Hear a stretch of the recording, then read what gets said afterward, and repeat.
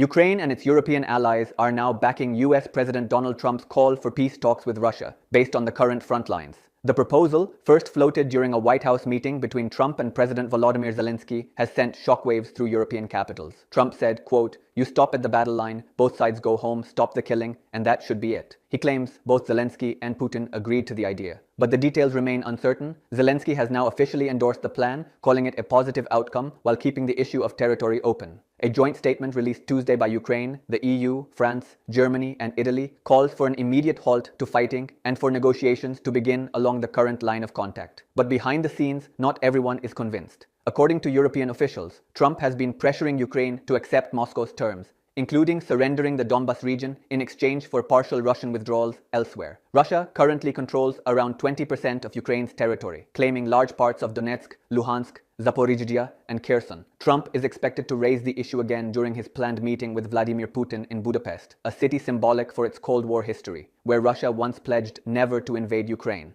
However, the Kremlin is already downplaying expectations. Russian Foreign Minister Sergei Lavrov and US Secretary of State Marco Rubio have spoken to prepare for the summit, but Moscow's aides insist the schedule is still premature. Observers warn the timeline is slipping, and Ukraine's hope for Tomahawk missiles, once promised by Trump, may now be off the table altogether. As analyst David Dunn from the University of Birmingham noted, Putin may have gained a diplomatic advantage simply by dangling the idea of talks. So, as both leaders play for headlines and history, the question remains, will this ceasefire freeze the war or freeze Ukraine's future?